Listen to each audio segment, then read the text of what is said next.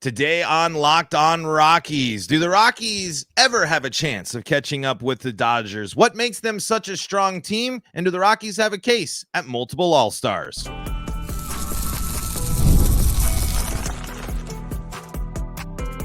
You are Locked On Rockies, your daily Colorado Rockies podcast. Part of the Locked On Podcast Network, your team every day. Rock on Rockies fans, welcome into the Locked On Rockies podcast for today, the 19th day of June in the year 2024. I'm your host of the Locked On Rockies podcast, Paul Holden, joined by the one, the only Anilello Piro. Anilello, for those that don't know who you are, the ones that haven't been paying attention, give them the pitch and tell them where they need to go because they're missing out on Rockies content if they don't know who you are. Hey, the Locked On Rockies postcast. We're going to be live just about after each and every Rockies game the rest of the way. So if you're ever on like Spotify or Apple Podcasts or wherever you listen to your podcast and you hear this loud voice and it's not Paul, that's me, because that's the Locked On Rockies postcast. And so we'll be live on the Locked On Denver Sports YouTube channel after just about, like I said, each and every Rockies game. And I have to ask a question here, Paul. Can I steal Rock On Rockies fans for my victory shows? Yeah, absolutely. That's a good one. We're trying to catch it on. That's been my whole catchphrase thing. So please love it. I might only be able to say it about 5 times the rest of the year because I don't know what's going on with this team right now. But yeah, long story short, Locked On Rockies postcast. You can follow me on social media at Media by AP, and make sure to subscribe to that Locked On Denver Sports channel, an exciting new endeavor between Locked On Sports and my friends here over at Mile High Sports. So looking forward to it and excited to chop it up and talk some rocks with you today, pal. Absolutely. And we're going to talk a little bit about the differences that we noticed between the Rockies and the Dodgers. We're going to talk about the All-Star game, and we're going to talk about success and how to define it. Before we do, we are brought to you by Prize Picks. Prize Picks is America's #1 daily fantasy sports app. Go to prizepicks.com/lockedonmlb and use code all lowercase LockedOnMLB for a first deposit match up to $100. All right, Anilello, we were talking off air a little bit, kind of setting the stage of just the gaps and differences between this Rockies team and Dodgers team. And you told me a little bit about depth. Oh. How can the Rockies ever take that same approach as the Dodgers? Do you ever think that they can ever do the things that the Dodgers do? Are the Rockies, and not just a resource thing, because I understand the money might be one thing, and the Dodgers got that special TV contract and the name recognition, but I'm just talking philosophically. Can the Rockies ever get close to mimicking the Dodgers? Well, it starts with ownership, and here's what I have to say on that front. Just some brief background. I grew up in Los Angeles, and I was living in LA when the Dodgers weren't so good, right when Matt Kemp, should have probably won MVP. What was that, 2012? Oh my gosh, that seems like forever ago. But I grew up with those, JD Drew, Eric Gagne, Los Angeles Dodgers. And then Magic Johnson and company came in and bought the team. And you know what they did? They hired the right people, and they got that bleep out of the way. And I think that is the ultimate testament to the Dodger organization in comparison to the Rockies organization, which we know Dick Monfort is very hands-on. They've never hired a general manager from outside of the organization. It is very much a mom-and-pop friendly family type of atmosphere when it comes to the Rockies. And look, I don't know how the Dodgers work necessarily, but one thing I do know is they have a war cry. They have mantras that they are able to carry out from the professional level all the way down to single A, all the way through their international scouts. They all sing in the same song and dance, when they go to work every day. And it feels like, I was talking about this with you a little bit earlier, it feels like the Rockies, when it comes to their plans, they're just shooting darts, right? Let's get this guy. Let's sign this journeyman. Boom, boom, boom. Hopefully it'll work out. The Dodgers take a much more calculated approach with this stuff. And like you said, resources aside, I think their ownership group just realizes, hey, we're going to be the owners. We're going to make the money. We're going to do the business. Let's hire the right baseball people and get out of the way. And I think that's kind of the starting point of the difference between the Rockies and the Dodger organizations. Were you disappointed by the GM search for the Rockies? Yeah, in the post Bridich era. I mean, it was something where we kind of knew and had an idea, especially with Schmidt's role as the in the committee or whatever was running the team for 6 months. They were telling us, as for me, it was something where I really truly felt like that's the misstep. And there's kind of always a Dick Monfort quote that's the mantra for the season. It was like 2022, and he said we're going to play, or I think it was last year where he said we're going to play 500 ball, and then they ended up losing 100 and something games. But when he says that, that he, when he talks to these other people and when he brings them in, it's stuff they've already done, or it's stuff that's not going to work. How can he make those calls? How can he confidently say that these things aren't going to work, or this isn't going to work, or it's something we've tried, when what have the Rockies necessarily tried that's any different than what they've done their entire existence? Yeah, you hit the nail on the head. And what's the definition of insanity? Doing the same thing over and over again and expecting a different result. And that's where I don't want to say that I was upset, but I kind of just chuckled, because we're talking about an organization that has never won a division. Yes, they went to one World Series, but that is the definition of a miracle. And it's not like you have a pedigree of success that you can lean back on. And here's the other thing. It's not like Bill Schmidt is Theo Epstein or David Stearns with kind of like that younger guy, who's been, coming up in the organization. I mean, Bill Schmidt's what, 50, 60 years old, like right around there. So look, it was a par for the course type of move, but you look back into why the Rockies are where they are, and these are the decisions that get you to where we are today. So it's interesting. Look, do I think Bill Schmidt is a bad and awful GM? No, I just think he's kind of a placeholder. Like, you're not really getting anything. Like, they made some good trades last year. We'll see what they do at the deadline. But like, this organization needs a little bit of an overhaul, right? Because like I said, definition of insanity. You've been doing the same thing since 1990, 1993. And nothing has changed. You've had some fun moments, but the sustainability has not been there. And I don't want to hear altitude as the primary reason for that. You can do it. You just need the right guys in place to do it. Maybe even gals. And it's about, and that analytics team, right? That analytics team is the prime example of, like, people come in, they're here, they're excited to do stuff, and then 6 months later, 4 months later, not even a year later, they're done. They throw their hands up because it seems like when, and this is just me just going from what I've heard. I don't have connections to inside the organization, so I truly don't know. But it just feels like, hey, I'm a new person with new exciting ideas to help the Rockies, and you just run into a brick wall as soon as you get into the organization, because it doesn't seem like they really want to innovate. Why isn't Coors Field this magical, mythical, crazy thing that it just makes the Rockies one of the most interesting teams in baseball instead of the laughing stock of baseball? Can the Rockies ever repair their reputation? I mean, one of the biggest differences that we were talking about a little bit was teams will go to the Dodgers for pennies on the dollars for a minor league deal. The Rockies have to beg and plead. They have to overpay Chris Bryant by millions of dollars. Oh my gosh. Yeah. And look, is it possible? Yes. But not when they keep acting like everything's sunshine and rainbows. And there's a story I want to tell, but I'm not at liberty to tell it. I'll tell you off the record, but here's what I'll say. What you said about like guys coming in here with wanting to be innovative and wanting to be different. Like, yes, they've had those guys. I know some of them personally. And some of the horror stories that I've heard behind the scenes is, I don't want to say winning's not a priority, but it is as much about not rocking the boat and upsetting the people around you as much as anything. So we'll see. And then one other point, you're a big Mario baseball guy. Like, Coors Field should be a Mario baseball stadium. Like they should like get rid of the Bridage barrier. Like just completely play to your strengths, right? And just turn Coors Field into this crazy novelty park where you have such a strong advantage because you're playing here 81 times a year. That is not the case. And here's the other thing, and then I'll rest on this with regards to the organizational direction.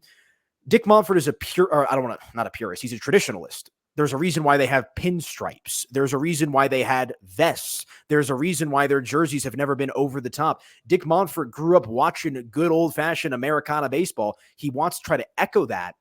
It's hard to do that with this organization. It's hard to do that with this payroll, and it's hard to do that when you don't hire the right people and get out of the way.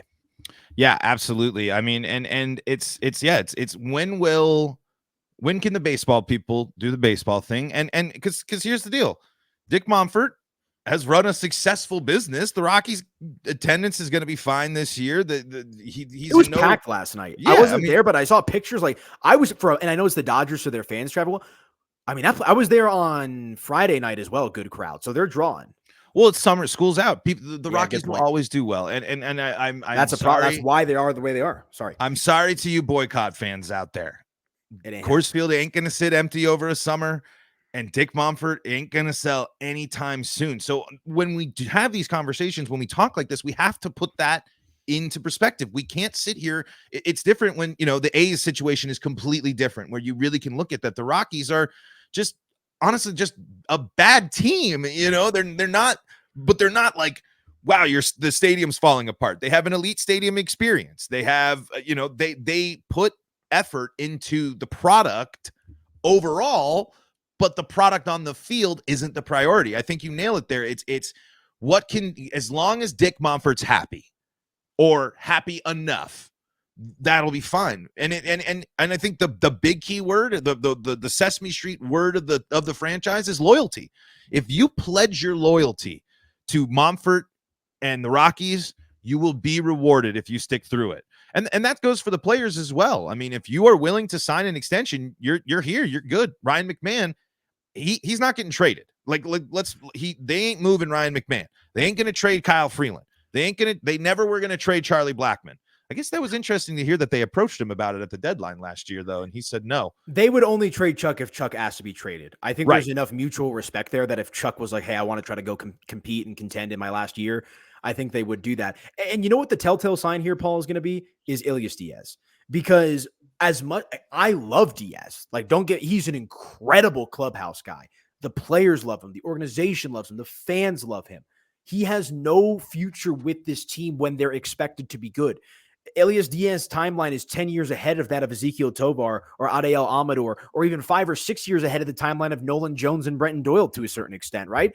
And it's just one of those things where if they don't trade Diaz, and I know the injury maybe hampers that a little bit, but it's still a premium position. Like the catcher position it's very hard to come by quality catchers in general, let alone at the trade deadline. But if they hold on to Diaz in hopes of they're going to justify it as they didn't get the package they wanted, but in all reality, I think we know it's because they don't like to trade their guys. That is the ultimate sign of where this organization is at. Because I'm actually excited about the future of this organization to an extent. I think they've got some really fun young players, but to me, whether or not they trade Diaz is the barometer of where the managerial head is at with this team. Absolutely. And you mentioned exciting young players. Let's dive into that because there's an exciting young player that is not getting the proper respect when it comes to All-Star voting. And we'll talk about if the Rockies have a shot at multiple All-Stars, because even amidst a tough record, a couple of Rockies have had some solid seasons, but is it enough to get an All-Star bid? We'll talk about that coming up in segment number 2 of today's episode of Locked On Rockies.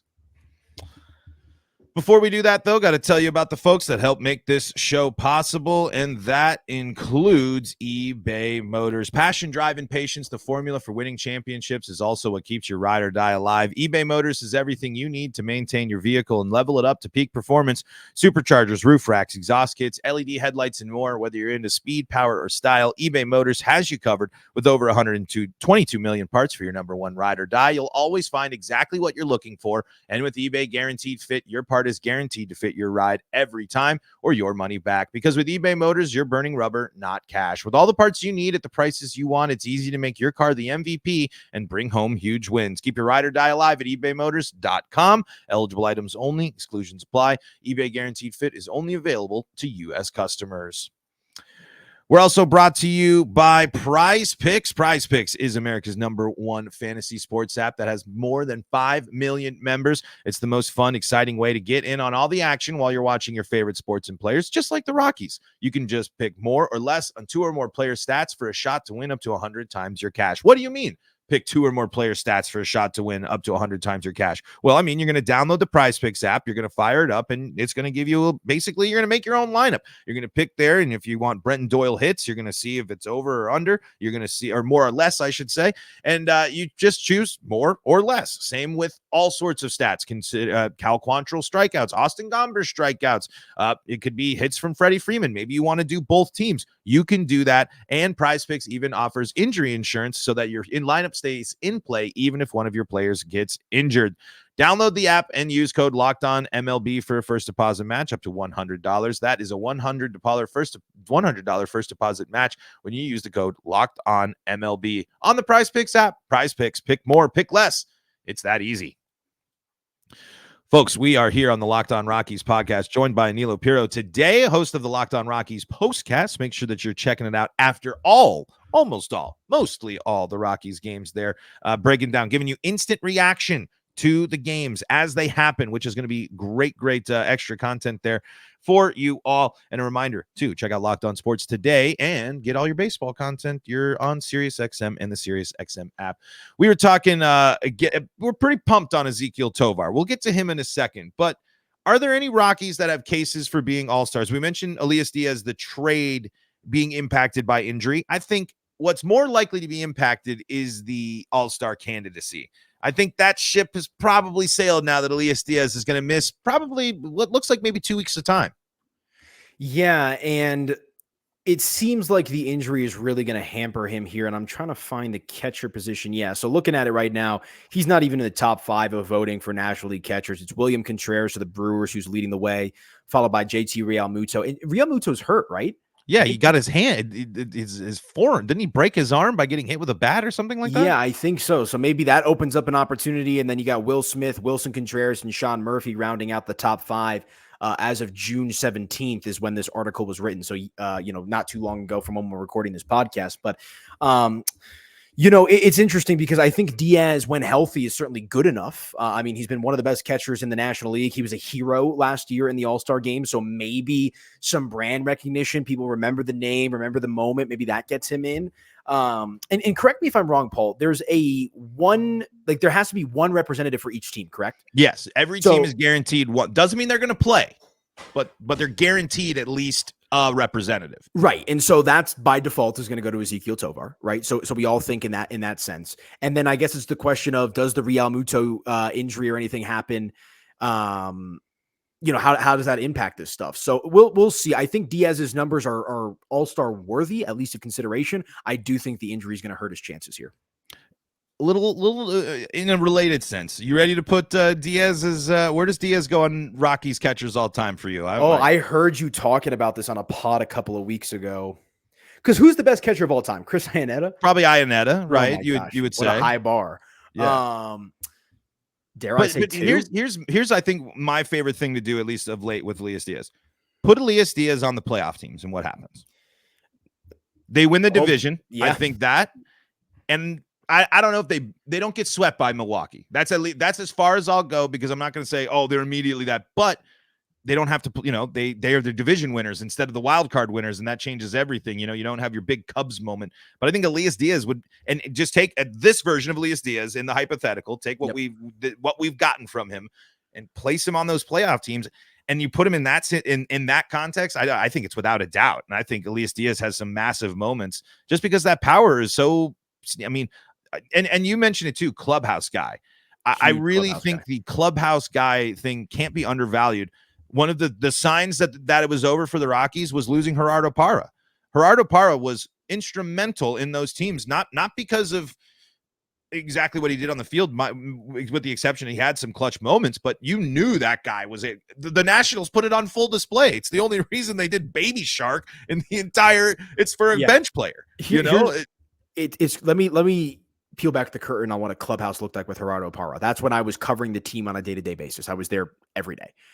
They would win a game, and that clubhouse was not a clubhouse. It was a rave.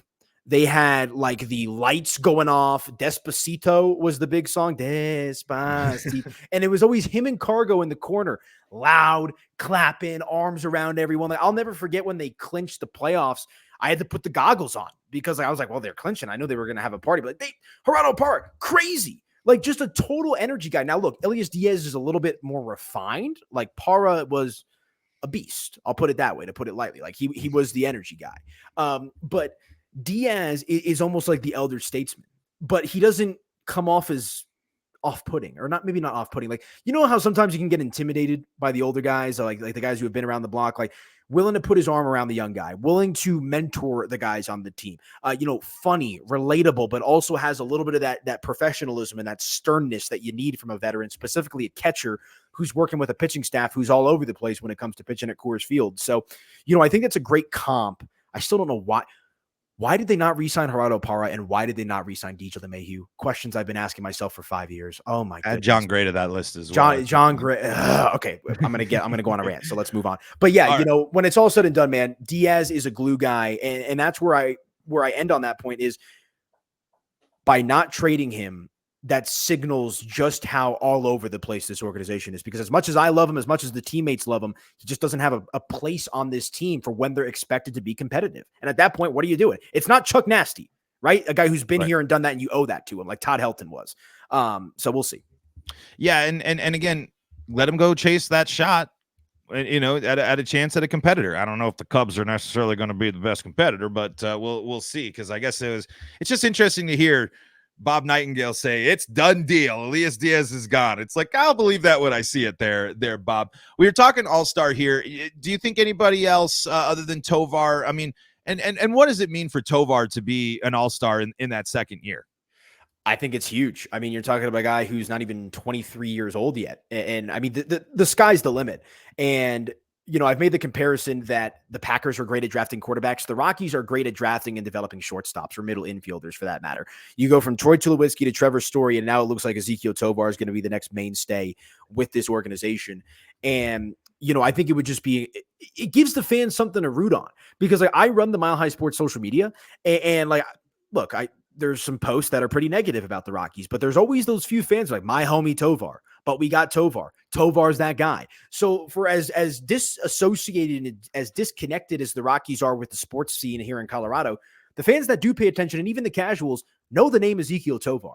So for him to get to the big show, to an All-Star game and have success, I think would only help this team moving forward. And you've got Ariel Amador. Hopefully that's in the cards in his future as well. So I think it would be a good thing, but we've talked about this off the record, on social media. Like, I think Tovar needs to be talked about like O'Neal Cruz and Elly De La Cruz, because he's as good or on their level as those guys who were phenoms in their own right when they were coming up.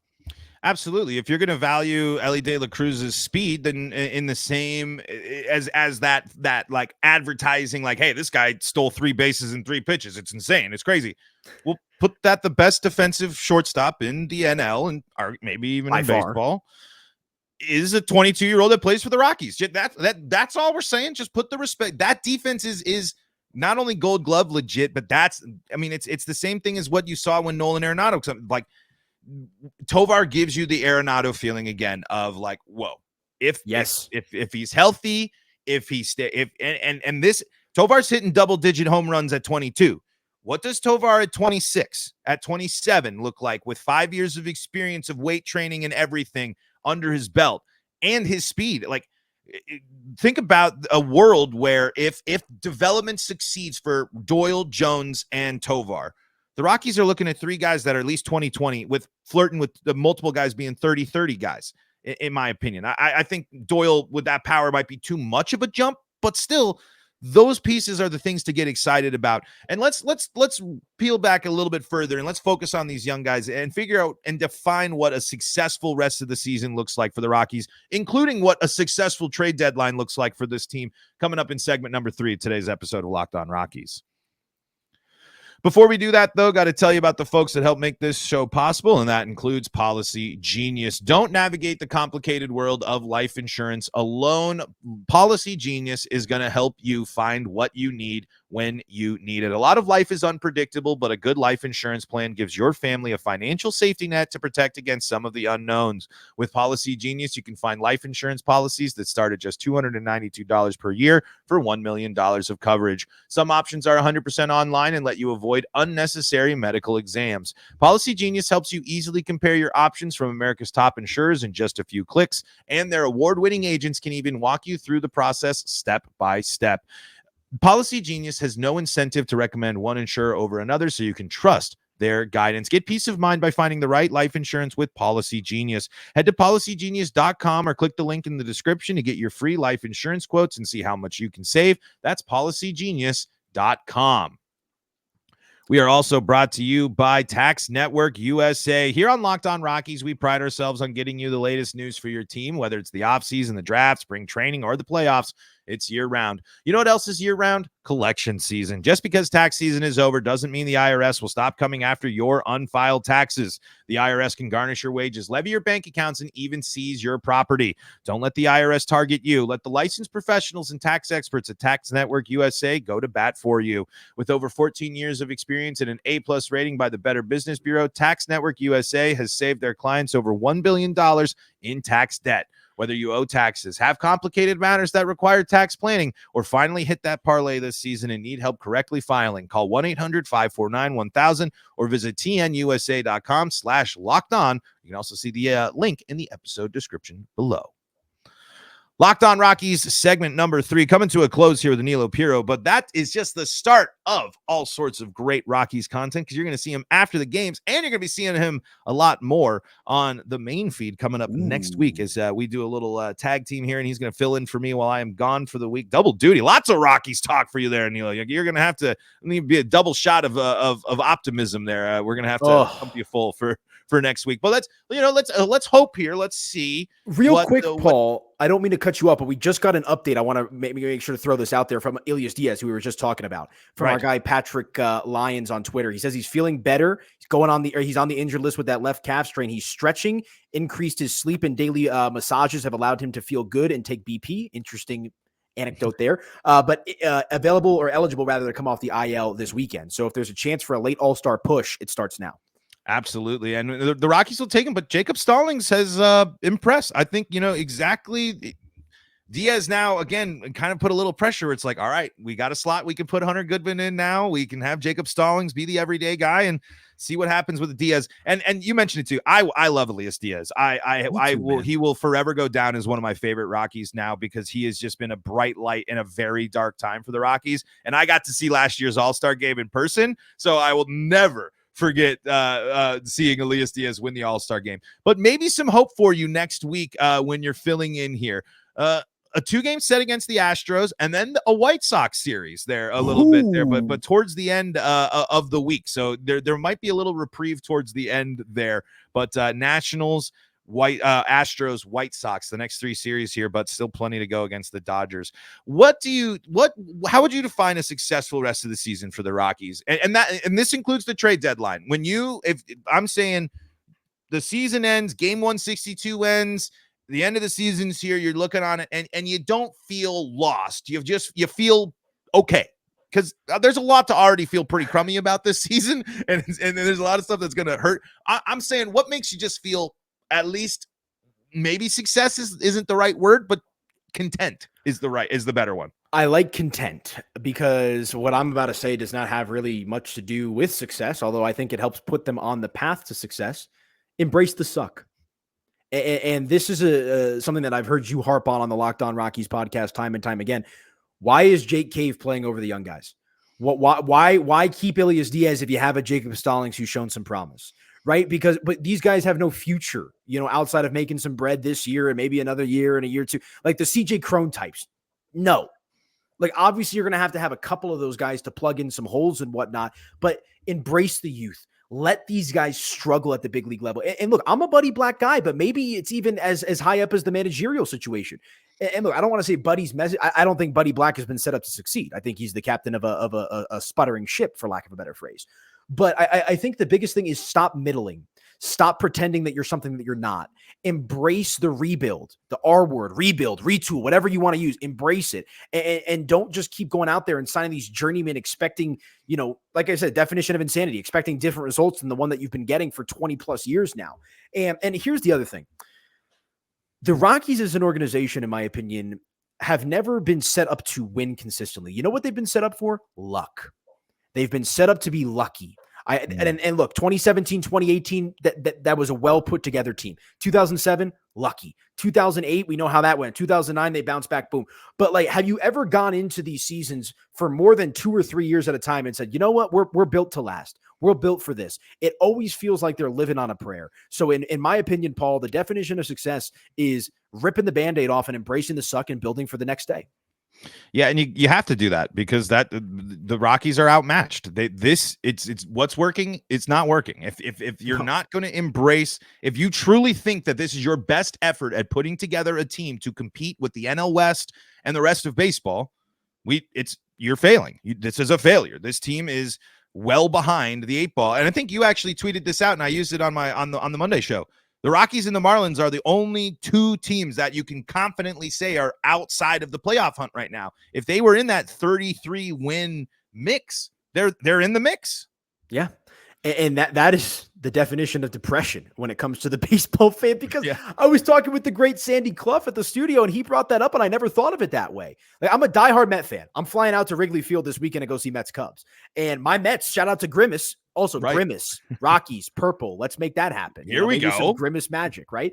But at the end of the day, like, there's literally two teams in the NL that have no chance. And it's the Colorado Rockies and the Miami Marlins. So Dick Monfort, Bill Schmidt. Think about if you had a somewhat competitive team, you actually would be able to justify that you're in the playoff race. The fact that they're not in the playoff race with the National League as spread out as it is right now, I think is just further proof of how far off this team is from being competitive, not just in the National League, but in the sport in general. And it makes it even more frustrating when you think about the Rockies' record against under 500 or 500 teams. If they were better against the field instead of only shooting for the how are they against the Dodgers, how are they against the best of the best, they're bad against the field. When the Reds can come into town and sweep you, and the Pirates can come and take 2 or 3, like, those are the problems. Because this, I harp on the Central divisions all the time. I give them a lot of grief because I think you put the Rockies in those divisions in their lifetime, they're division champs a few times over with some playoff runs. You never know. But Nilo, we've taken plenty more of your time. It's going to be kind of tough. I think we're going to say, how do we feel content at the end of 2024? They let the young guys play. They make some moves at the deadline to turn over some of those expiring and veteran contracts, and we just continue to bask in the glory that is the shortstop for the Colorado Rockies, Ezequiel Tovar. But hey, I'm not going to lie. It's still early. He's still striking out, but maybe some signs of the old Nolan Jones of last year with those walks and solid hits up the middle. Both of us will be keeping you updated on the Rockies basically every day. After the game, Anilo's got you. During the day, ahead of time, I got you. I'm Paul Holden. I'm host of the Locked On Rockies podcast. You can find us on Locked On Rockies, LO Rockies on Twitter, all that good stuff. Locked On Rockies on YouTube. But give them one more time. Where they got to go so they're getting that post-game action, that postcast action? Well, Locked On Denver Sports YouTube channel. Be sure to follow me at Media by AP, and Paul gave out the Locked On podcast Twitter feed as well. Always good content over there. And just about, like I said, each and every Rockies game for a majority of the way here, we're going to have some instant reaction. So make sure to follow us at Media by AP, at Paul Holden 33, the Locked On Rockies channel, and the Locked On Denver Sports channel as well. The dynamic duo of Locked On Rockies here on the Locked On Podcast Network. Thank you so much for joining us. Thank you all for tuning in and enjoying the show. Make sure that you fire off your Rockies hot takes there on the Locked On Rockies comment section. Until next time, this is Paul Holden saying so long from the Locked On Rockies podcast.